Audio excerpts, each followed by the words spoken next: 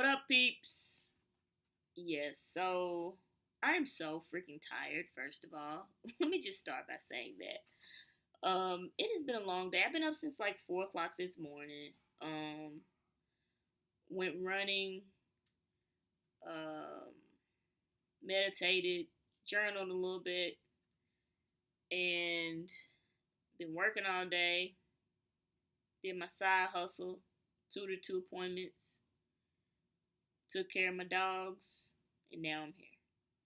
So it's been quite a day, but the flip side of that is I'm super grateful for the opportunity to be gainfully employed and also, the opportunity to make some additional income on the side and in the process help some kids learn some math. And then also the flip side of that is, I get to take care of beings who can't take care of themselves. So that's I guess that's a positive, maybe a more positive way to look at it. So yeah, today's been it's been interesting. A couple of really strong insights that I got from the day. As I continue through that book, it's really starting this. I mean, it's starting to get really good, and it's really starting to talk less about theory and start talking about what are those next moves. How can we start thinking about, you know, manifesting what we want and listening to our inner music to really live in our purpose. So, yeah. So the first thing was this. This is what I got from the day. The power of intention. I think that when you are so focused on something, you can't let anything get in the way of that. I mean, you literally have to do what needs to get done. So I think about things that I want sometimes, and you know, I think sometimes I say it, but I think it really resonated with me if if I want certain things in my life, I have to do what needs to get done to make that happen, regardless of I can't have any distractions for me to make that happen. You know what I'm saying? Like whatever I need to do, I need to take whatever extra steps or whatever extra push to make it happen. So I thought that was really interesting because if you want certain things in your life, you have to start preparing your mind for it. You have to start preparing yourself for it. Um, and I think about even today, like being disciplined because today I really want to say, you know what, I'm not journaling today. I'm not journaling. But I know this is one way that intentionally makes me really look within myself. Because if it was up to me, I would take my unconscious butt to sleep and just, watch some TV or something. But I realized that, me taking this time to reflect on my day and think about what insights and things I learned is really helping me grow as a person because it's helping me really discover or reconnect with me. So that was the first thing. Discipline, sticking with things and really setting your intention and just pushing through whatever you need to do to make that happen for yourself. No distractions whatsoever. So I guess really in essentially getting focused, because you can talk about it all day, but are you focused in doing what you have to do to make that happen? Are you getting your mind right? Are you putting in steps? How am I going to make this happen? Right. So that's what resonated with me.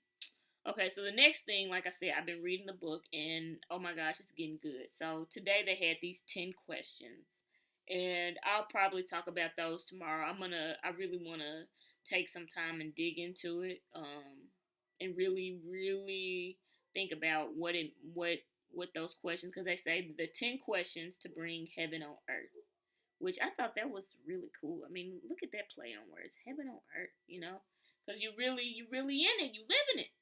So this is the quote I took from today.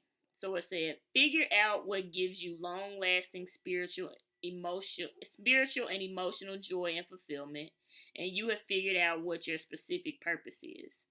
what you are passionate about from your soul, that is your specific purpose.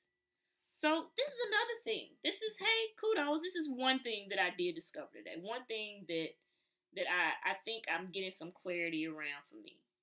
One thing I know for sure that I enjoy, that I am so passionate about, is the transfer of knowledge. You know, I love teaching, coaching. I've been a coach since I got out of college. I said, when I came out of college, I said, hey, I want to be a coach. You know, I mean, at that time I didn't know. I mean, I was a basketball coach. I was basketball coach, basketball camp, basketball coach, high school team.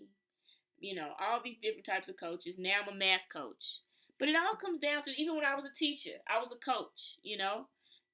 And so, just that transfer of knowledge is something that I'm extremely passionate about. That's what this spoke to for me, because it said, when you determine what you're passionate about, like, this is your specific purpose.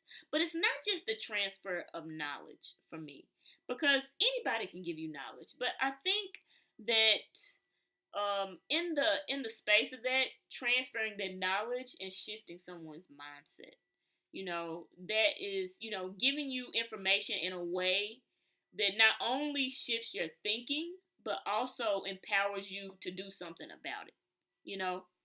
I think that's what I'm beginning to learn, because I think so if I was to say what resonated with me today was this, that empowering others is something that I am extremely passionate about. I love personal growth. I love, learning more information and gaining more knowledge to help me stretch as a person. But in the process, I also love to help others do the same, because I get it. The process is hard. Like, this is like the hardest crap I've ever done, really being accountable with yourself and looking at yourself 100% in the mirror, like looking at everything and saying, dude, I'm okay the way I am. This is like so freaking hard, because it's almost like you are shifting 30 plus years of thinking a certain way, and you are changing your mind because, like I said, a lot of my life has been based on what I'm supposed to do and what I should do. So, shifting that mindset, this is freaking hard, man. It's almost like yesterday, like he was talking about spiritual pleasure. Like, when is it coming? This is hard, man, but I'm grateful though. I mean, it's a hard process, getting really clear about things, because, it's just looking at yourself. People can tell you anything, but looking at yourself and being completely 100% honest, that's difficult, because you have to say, ooh, I might need to work on that. But yeah, it's quite an interesting process. But I always believe, and I always know that everything is always going the way it's supposed to go. It's always unfolding the way that it needs to. Maybe in your mind, sometimes Sybil likes to tell you something different, but the reality is this, that it's always going the way that it's supposed to. Everything.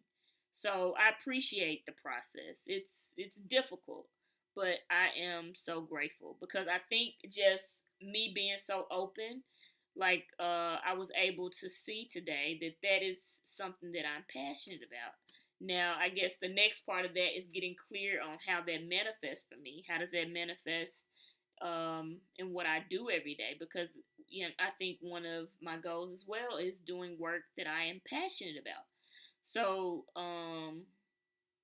like, this is really cool too, doing these video journals, because not only am I helping myself, but I'm also hopefully helping other people, which is really what I believe, is that we rise by lifting others. So those are my thoughts today. Is that number one? Let's sum this up. Number one, discipline and focus and doing what's required to get what needs to get done for yourself. Putting yourself in that mind frame of, this is what I want, And these are the things that could possibly help me get there. And then secondly, understanding that once we discover our passions, then we are living in our purpose. So I guess it's like the window's opening up maybe, and I'm starting to get clarity around that for myself. And so I guess I would challenge you to think about the same thing. What are your passions? I I think a good question that someone once asked me is this. If money wasn't an issue and it didn't matter what anyone else thought about what you did, what would you be doing? What would you be doing? How would you be living your life? How would things be different for you if money was not an issue and it didn't matter what anyone else thought? What would you be doing? I think about that, and my answer would be I would be a freaking life coach, and not even like I'd be an empowerment coach, and I would be helping people become the best version of themselves because I understand it's an ongoing process, right? But that's what I would do. I mean, I would freaking go on Oprah, go on Super Soul Sunday, and I would go around the world and I would talk to people and I would coach people into becoming their best self. That's what I would do, hands down. So just think about that. You know, maybe that'll give you some thoughts into maybe what your next move is. But if money wasn't an issue and it didn't matter what anyone else thought, what would you do? What would you be doing? How would you be living in your passion? But it's the Dorky Jock signing off. I'm out.